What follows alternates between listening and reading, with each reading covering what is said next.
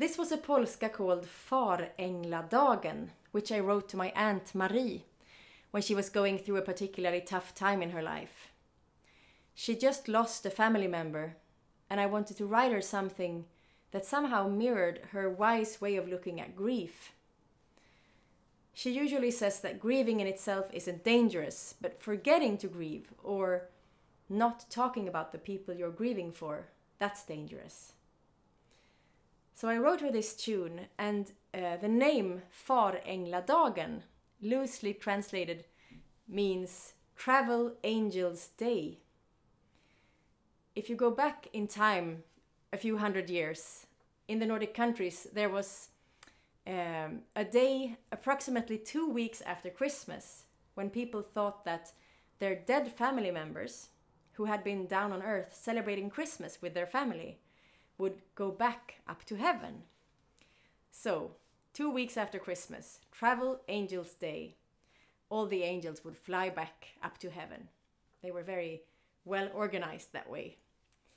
And it's a Polska in G minor. Actually, I usually play it 1/5 down in C minor. So if you have a viola or a 5-string violin, you could just as easily start on the E flat instead of the B flat.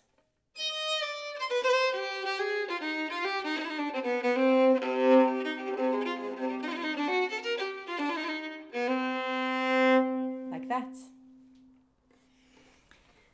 There are a lot of things we could look at in this melody. It has a lot of difficult things in it, but I thought I'd focus on emphasizes, and on stretchiness of phrases and of 16th note phrases within the phrases. So first, emphasis. For me, an emphasis is like a rounded movement where I add weight to my bow arm and then I pick up weight so that it's lighter. The weight on the violin is less. So if we do that as a rounded shape like this,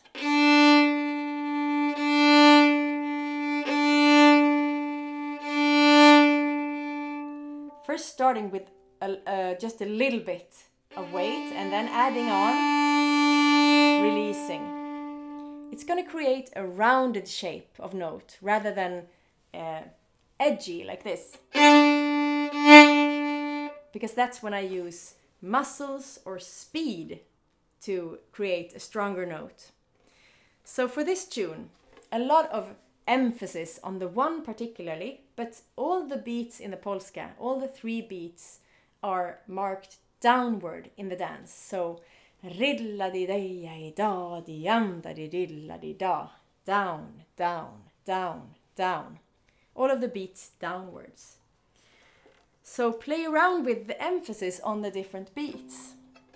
Like for instance the start, maybe a really heavy one to start off the phrase.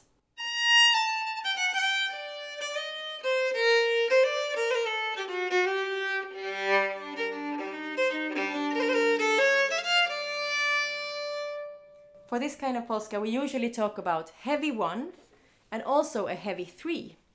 So if you would look at the beats in some kind of weight order, the 1 would be heaviest, the second would be least heavy, and the 3 would be heavier than the second beat, leading to the really heavy one again. So 1, 2, 3, 1, 2, 3, 1, like that.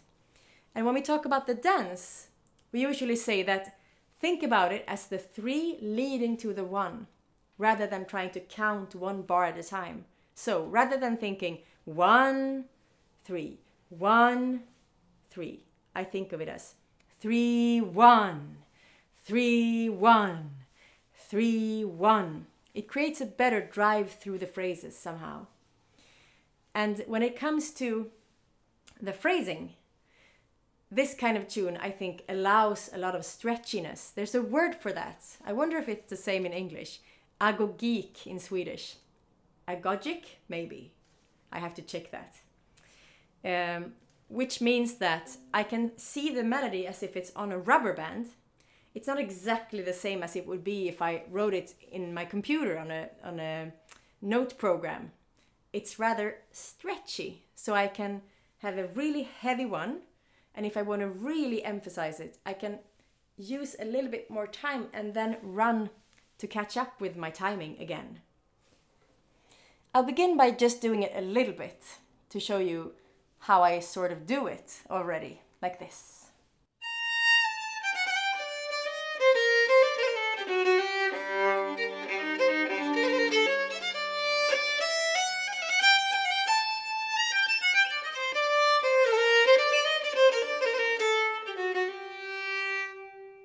If I wouldn't do it at all, it would sound like this.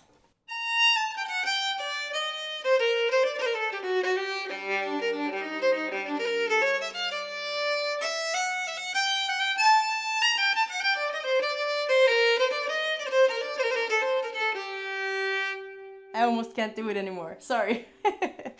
If I would do it a lot, like exaggerating it, crazy much, just to show you what I'm doing, then it would sound like this.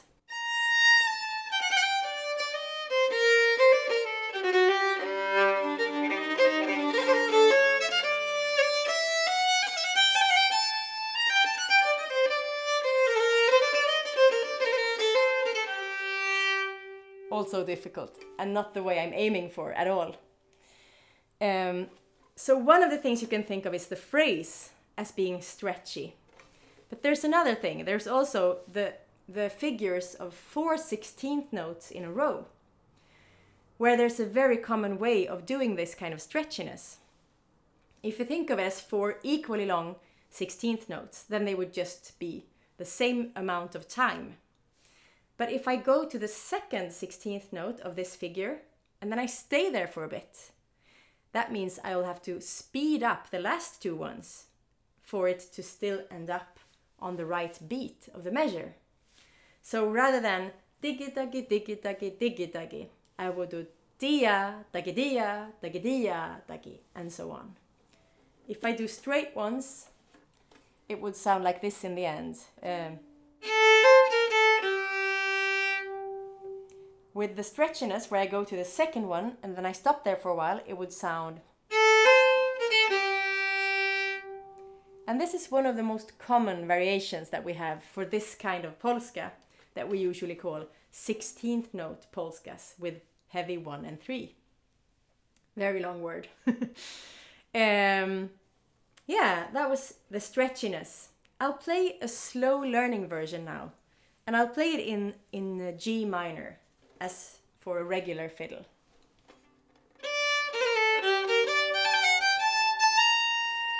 Begin 4th finger on the E string.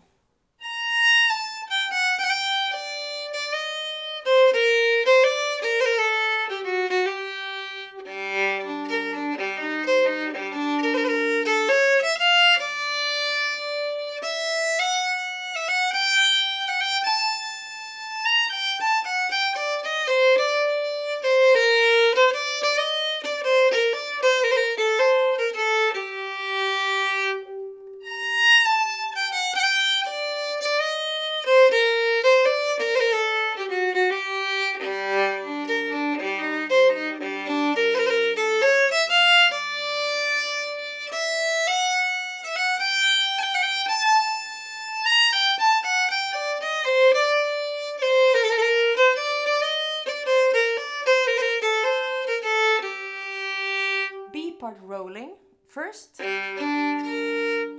low first finger on A,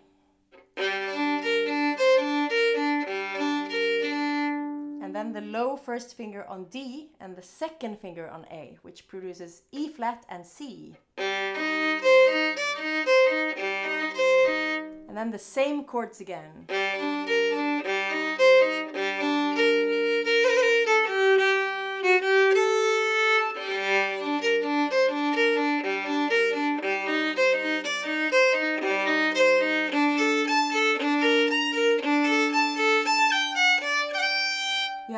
Octaves here, A, and then B flat in octaves, low first finger, low 4th finger at the same time. So it's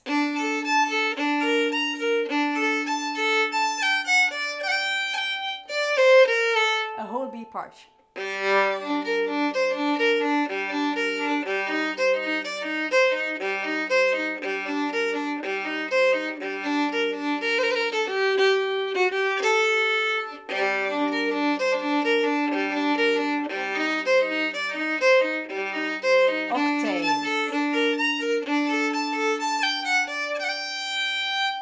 from B part to B part, I do.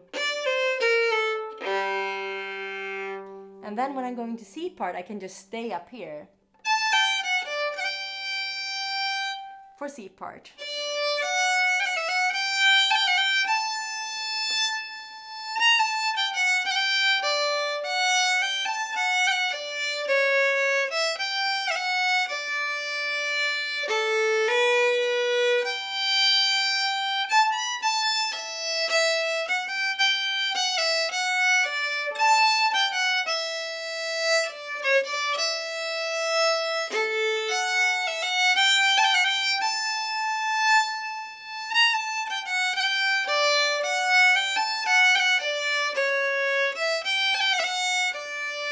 Rolling again.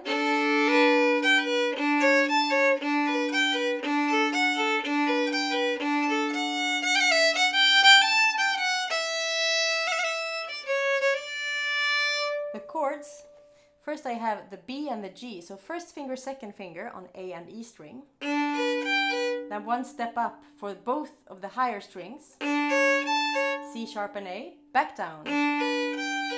And then one more step down, so it's open A, first finger E, back up and back down.